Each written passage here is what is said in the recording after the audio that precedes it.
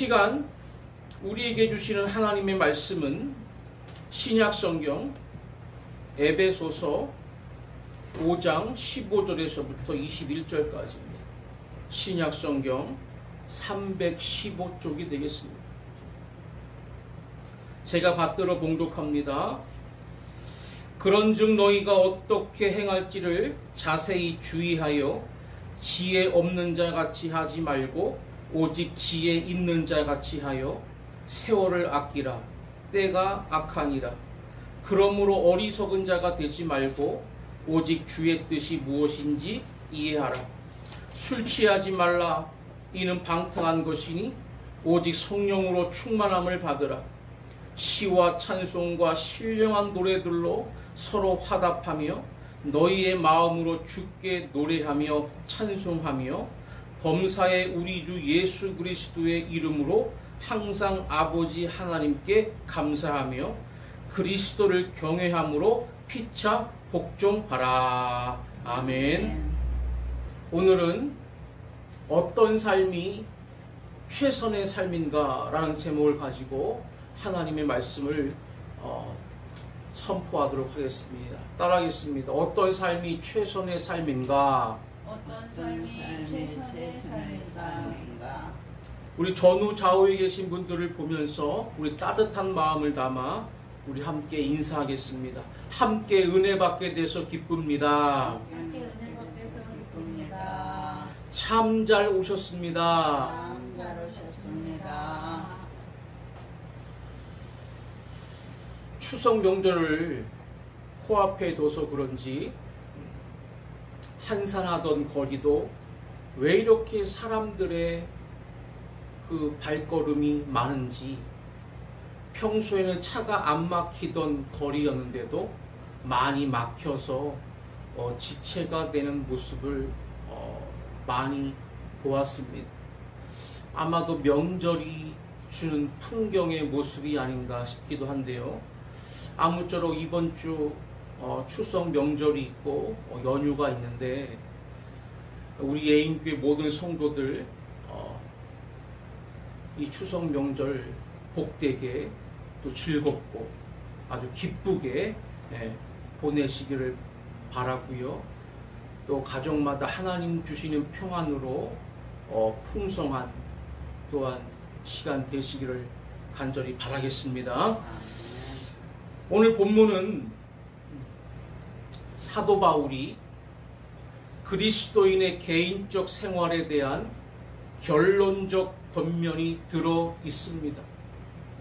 한마디로 말하면 혼탁한 세상에서 너희들 지혜 있는 자의 생활을 하라고 하는 것입니다. 지혜 있는 자의 생활이 돼야 된다는 것이죠. 신앙생활에 최선을 다했을 때 우리 안에 열매를 맺게 되어 있는데 오늘 본문에 보면 그것을 뭐라고 표현했냐면 바로 지혜 있는 자라고 표현했습니다. 최선을 다한 삶은 가장 지혜로운 삶이기도 합니다. 우리가 인생을 살고 나서 후회가 있으면 안 되잖아요. 그죠? 그때 돼서 후회한들 무슨 소용이 있겠습니까? 그죠? 후회하면 아무 소용이 없어요. 지금 내가 살아있을 때, 지금 내 호흡이 움직일 때, 내가 주의 일을 지금 잘 감당하고 있을 때, 이때 하나님께 더욱더 감사하며 기뻐하는 가운데 하나님이 허락하신 사명을 위해서 가장 지혜롭게 최선을 다해 살아가야 될 줄로 믿으시기를 바랍니다. 과연 우리가 최선을 다해야 할 신앙의 모습은 과연 무엇인지 오늘 우리가 읽은 본문을 통해서 세 가지로 말씀을 상고합니다. 첫 번째는 15절에서부터 17절에 보면 주의 뜻에 초점을 맞춘 삶이어야 된다라고 말씀합니다. 따라하겠습니다. 주의 뜻에 초점을 맞춘 삶. 주의 뜻에 초점을 맞춘 삶. 본문 15절에서부터 17절에 보면 그런즉 너희가 어떻게 행할지를 자세히 주의하여 지혜 없는 자 같이 하지 말고 오직 지혜 있는 자 같이 하여 세월을 아끼라. 때가 악하니라. 그러므로 어리석은 자가 되지 말고 오직 주의 뜻이 무엇인가 이해하라 라고 말씀했습니다. 우리가 신앙생활하는 것은 하나님의 뜻이 무엇인지를 깨닫고 그대로 실천하는 삶입니다. 이것이 바로 신앙생활인 거죠. 하나님의 뜻이 무엇인지 알았는데 내가 실천하지 않는다? 깨달은 대로 나아가지 않는다? 잘못된 신앙생활을 하고 있는 겁니다. 그러나 우리가 지혜롭지를 못하면 하나님의 뜻과는 거리가 먼 그런 하나님과 뜻과 관계가 없는 그러한 일을 하면서도 마치 자기 자신은 신앙생활을 엄청나게 잘 하는 것으로 착각할 수가 있다는 것입니다. 예를 들어 볼까요? 부지런하게 바쁘게 사는 것은 좋은 일입니다. 근면할 수도 있고, 바쁘게, 일하기 위해서 바쁘게 움직이는 거 아주 좋은 자세입니다. 그러나 내가 바쁘게 일하는 것들이 하나님 앞에서 과연 선하지 못하면 악한 일이었다라면 그것은 잘못된 거라는 겁니다. 내가 악한 일에 선한 일에 부지런하게 살 수도 있어요. 근데 그렇게 사는 건 아무 의미가 없다는 거지요. 그래서 시간 관리가 매우 중요하다라고 말씀하는 겁니다. 그런데 이보다도 더 중요한 것은 뭐냐? 내용적으로 내가 지금 하고 있는 일이, 지금 내가 부지런하게 움직이고 있는 일이 선하게 사용되어지느냐 악하게 사용되느냐의 질이 더 중요하다는 겁니다. 즉 기회를 잃어버리면 악한 때가 오고 만다는 것이죠. 기회를 우리는 잘 잡아야 될 줄로 믿습니다.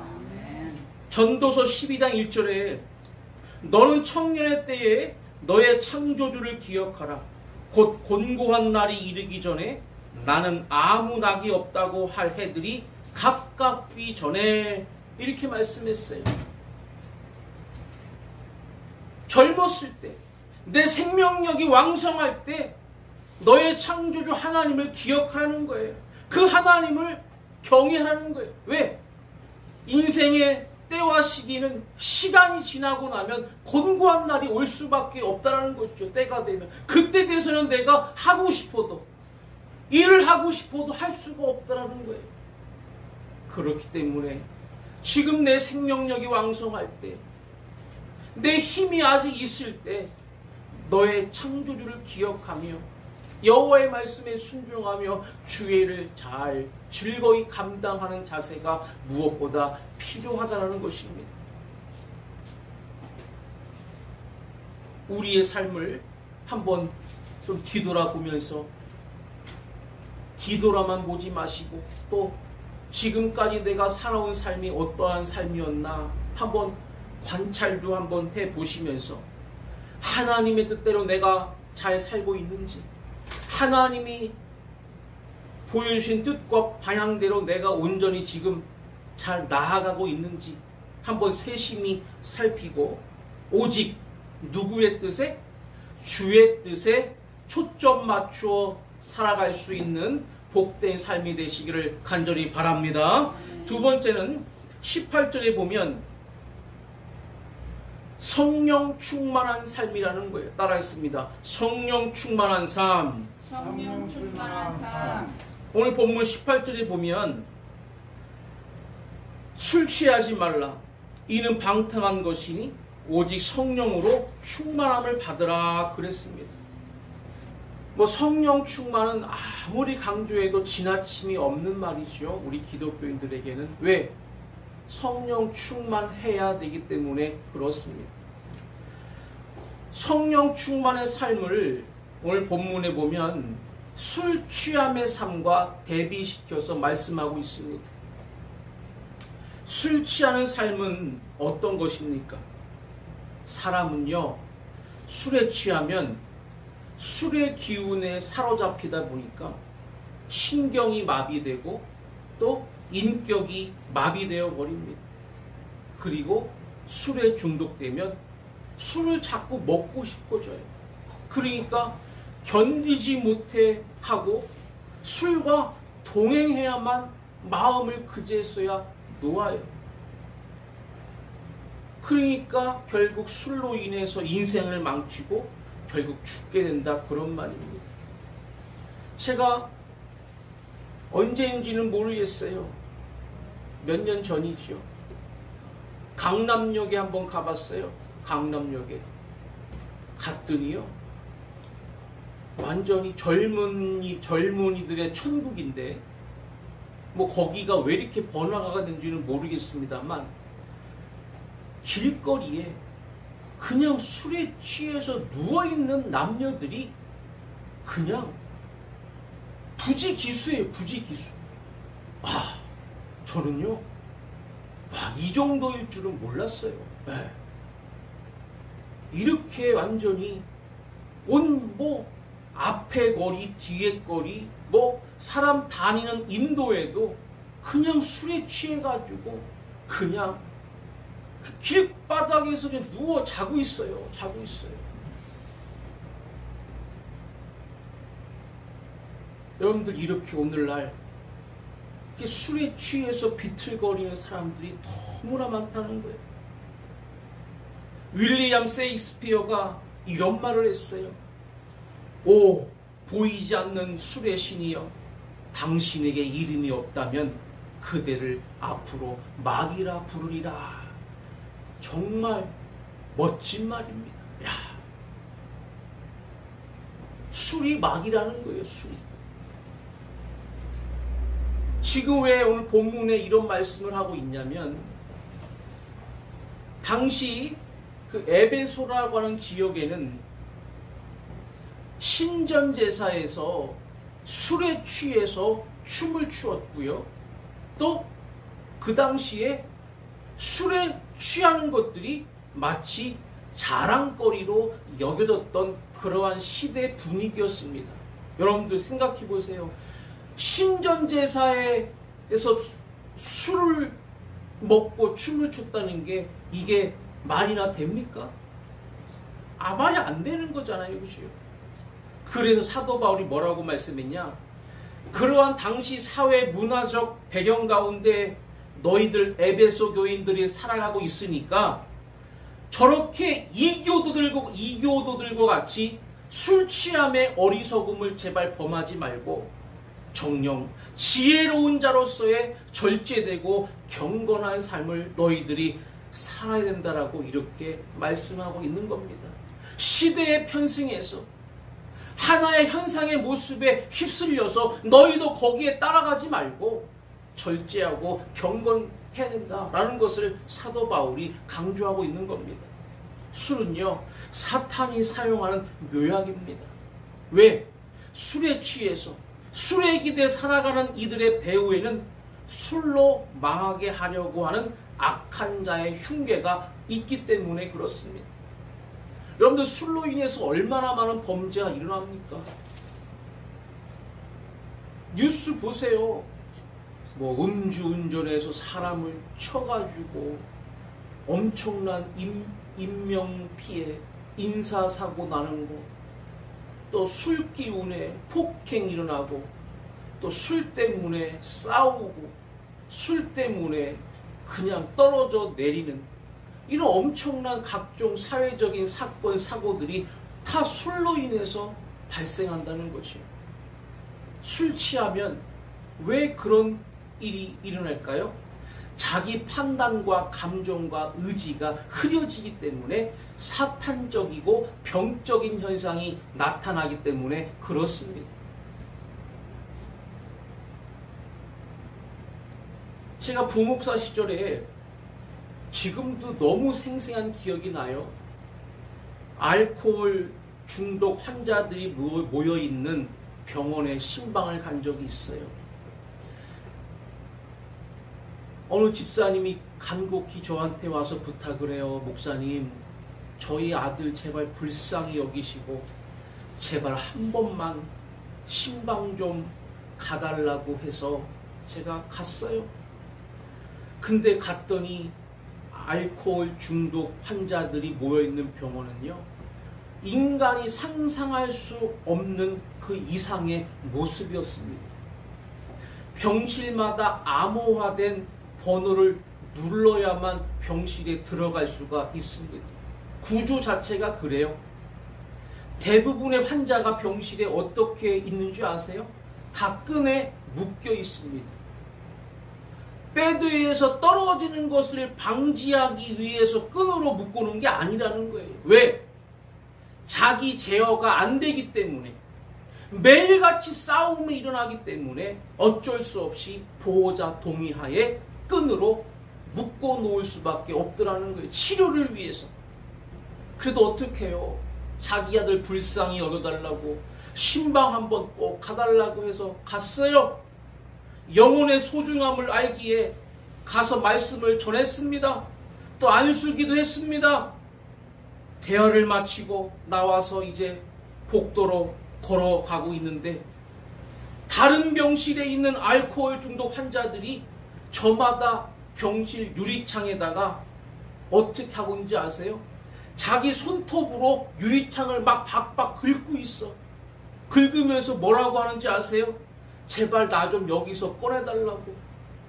그런 괴성과 절규가요, 제가 복도를 향해서 지나가는데 양 사이드에 있는 병실에서 그런 절규가 흘러요. 마치 무슨 영화죠? 그 무슨 기차 안에서 벌어지는 그 영화 있죠? 뭐였죠? 모르세요? 나 지금 갑자기 영화 제목 갑자기 지금 기억이 안 나서 그러는데. 부산행. 부산행. 부산행 기차 보면 그 이상한, 그죠? 이상한 사람이 막 피 흘리고, 그래서 그 사람 뭐 닿기만 하면 같이 피 흘리고 전염되고 해서 막 쓰러지고 그러잖아요, 그지요? 정말 그런 비슷한 모습이었다니까요. 피만 안 흘렸을 뿐이지. 그래서 제가 하도 끔찍한 거를 좀 많이 봐서 그런지 웬만한 끔찍한 데 가도 떨지를 않습니다. 떨지를 않아요. 그러면서 제가 순간 생각하기를, 야, 술이 정말 악마구나 라는 거를 뼈저리 느꼈습니다. 그런데 오늘 본문에 성령 충만의 삶이란 술 취함의 삶과는 정반대의 삶이라는 거예요. 성령 충만은 누구에게 취하는 것이다? 성령께 취하는 것이다라는 거예요. 그래서 오늘 본문에 뭐라고 그래요? 오직 성령의 충만함을 받으라 라고 이렇게 말씀한 거예요. 아멘. 성령 충만은 계속적으로, 연속적으로, 날마다 하나님께로부터 늘 받아야 되는 것입니다. 그냥 성령 충만 내가 어느 날 받았다고 해서 그걸로 끝나는 게 아니에요. 성령 충만케 하는 주체가 하나님이시고 하나님의 절대 주권에 속한 것이기 때문에 성도들은 날마다 성령의 충만함을 갈망해야 되고요. 하나님께 성령 충만을 구할 때 하나님께서 하나님의 영을 가득 넘치도록 부어주셔서 성도들이 성령의 힘을 의지하는 성령 충만한 삶을 살아가게 된다는 것입니다. 그래서 누구에게 취하면? 성령께 취하면, 뭐 하나님께 취하면 다 똑같은 말이에요. 성령께 취하면 내가 더욱 온전한 하나님의 사람으로 세워져서 더욱 인격적이고 지혜롭고 영적으로 풍성한 삶을 살아갈 수 있을 뿐만이 아니라 우리의 일상적인 삶도, 일상적인 생활도 성령으로 다스려지니까 내 생활과 내 모든 전반의 모든 것들이 다 성령으로 다스려지니까 영광스러운 삶이 되고, 또 이 땅에서도 내가 두 발을 딛고 살아가고 있는 이 땅에서도 하나님의 나라를 제대로 누리며 살게 되는 줄로 믿으시기를 바랍니다. 그래서 성령 충만을 받아야 된다는 겁니다. 죄는요, 평생 싸워야 할 대상이기에 죄와 싸워 이길 수 있는 길은 우리의 지혜와 힘 가지고 가능한 게 아니에요. 죄를 이길 수 있는 길은 뭐냐? 오직 예수 그리스도의 보혈을 의지할 때, 다시 말해 믿음으로 죄를 이겨야 되는데, 근데 죄를 이기려면 그 믿음이 있어야 되는데, 그 믿음이 살아있는 믿음이 되게 하기 위해서는 성령 충만하지 않으면 안 된다는 겁니다. 성령 충만할 때 내게 다가오는 갖가지 죄의 유혹과 또한 여러 가지, 또한 나를 쓰러뜨리려고 하는 악한 사탄의 유혹도 단호하게 물리칠 수 있음을 믿으시기를 바랍니다. 마지막 세 번째는 19절에서부터 21절에 보면 주와 교제하는 삶이라고 말씀했습니다. 따라하겠습니다. 주와 교제하는 삶. 주와 교제하는 삶. 본문 19절에서부터 21절을 보면 우리 한번 다 같이 한번 읽을까요? 시작. 시와 찬송과 신령한 노래들로 서로 화답하며 너희의 마음으로 주께 노래하며 찬송하며 범사에 우리 주 예수 그리스도의 이름으로 항상 아버지 하나님께 감사하며 그리스도를 경외함으로 피차 복종하라. 아멘. 예수님과의 교제가 돈독하면 돈독할수록 우리들의 삶은 더욱 승리로운 삶을 살아갈 수가 있습니다.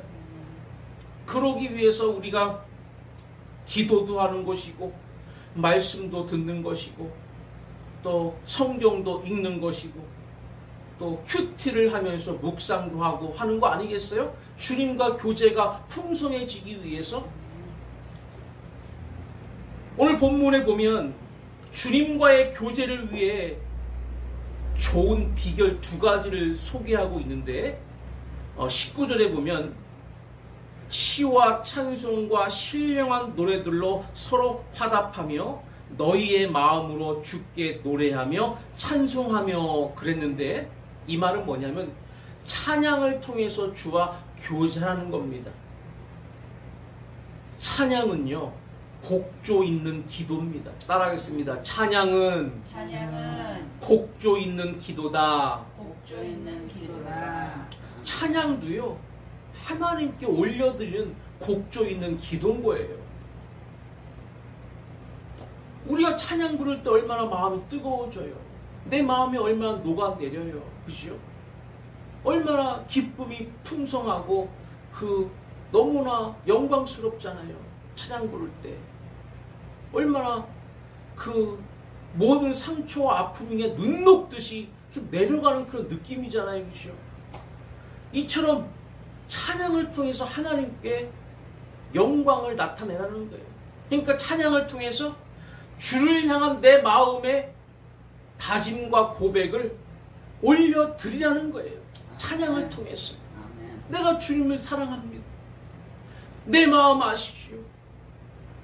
내가 지금 어떠한 상황에 놓였는지 주님 아시죠? 하면서 주님과 교제하는 거예요. 찬양을 통해서. 그것도 일종의 대화고 곡조가 있는 대화고 기도니까. 찬양을 통해서 주와 날마다 교제하면 어느 순간 내 안에 하나님의 영으로 늘 가득 차게 되도 주님과 돈독한 교제, 신실한 교제가 이루어지게 된다는 것입니다. 또 하나 주님과의 좋은 교제의 비결은 20절에 범사에 우리 주 예수 그리스도의 이름으로 항상 아버지 하나님께 감사하며 그랬습니다. 범사에 항상 감사하는 것이 바로 주님과의 교제의 두 번째 비결이라는 거예요. 범사에 항상 감사하는 거예요. 범사가 뭐예요? 한자로 무릇 범자에 일사자지요. 항상 어느 때든지 감사하는 거예요. 슬플 때도 감사하고 기쁠 때도 감사하고 내 마음이 곤고할 때도 감사하고 지금 내 앞에 어려운 일이 닥쳤을 때도 감사하고 아픔을 겪고 있을 때도 감사하고. 그럴 수 없다는 거 알아요. 그렇게 한다는 것 자체가 힘들다는 거 알아요. 하지만 상황을 아시는 하나님께서 그런 상황에서 우리가 감사할 때 하나님이 그 감사의 고백을 받으셔서 어려움이 물러가고 절망이 물러가고 기쁨과 소망과 희망으로 역전시키게 하신다는 거 꼭 믿으시기를 바랍니다. 그래서 범사에 항상 감사라는 거예요. 예수님을 잘 믿는 어떤 할아버지 한 분이 있었는데 언제나 감사합니다, 감사합니다 하고 그냥 말 외치면서 다녔다고 해요. 그러다 보니까 많은 사람들에게 저 할아버지는 감사 할아버지라고 하는 별명이 붙게 되었대요. 근데 이 할아버지가 한 번은 거리에 나가서 고기 한 근을 사가지고 이제 나오다가 돌에 걸려 넘어가지고 그만 고기를 손에서 놓치는 바람에 때마침 그 개 한 마리가 그 곁을 지나가다가 고기를 물고 그냥 달아났답니다. 할아버지는 그 모습을 보면서도 물끄러미 지켜봤다는 거예요. 순식간에 개는 사라지고 없어졌습니다. 그런 상황에서도 이 할아버지는 감사합니다라고 외쳤다는 거예요. 이 장면을 물끄러미 쳐다보고 있던 한 젊은이가 할아버지에게 다가가서 할아버지, 어떻게 이 상황에서도 감사가 나올 수가 있습니까? 어떻게 이게 감사한 일입니까? 라고 물었더니 그때 할아버지가 하는 말이 이 사람아, 고기는 잃어버렸을지라도 내 입의 입맛은 그냥 살아있지 않느냐. 그러니 나는 감사할 수밖에 없다라고 이렇게 말했다는 거예요. 사실 고기가 아무리 많아도 내 입맛이 없으면 별로 감사할 일이 못 되는 일이죠. 그죠? 뭐 아무리 우리 집안에 가정에 풍성한 게 많아도 내가 그것을 누리지 못하면, 섭취하지 못하면, 활용하지 못하면 아무 소용이 없는 거잖아요. 그러므로 우리 모든 믿는 사람들은 캄캄한 밤에도 별을 보고 감사해야 되고요. 검은 구름 위에 무지개를 보고도 감사해야 되고요. 슬픔 가운데서도 소망을 보고 감사해야 될 줄로 믿으시기를 바랍니다. 이런 감사가 있을 때 하나님은 그 감사를 받으신다는 거예요.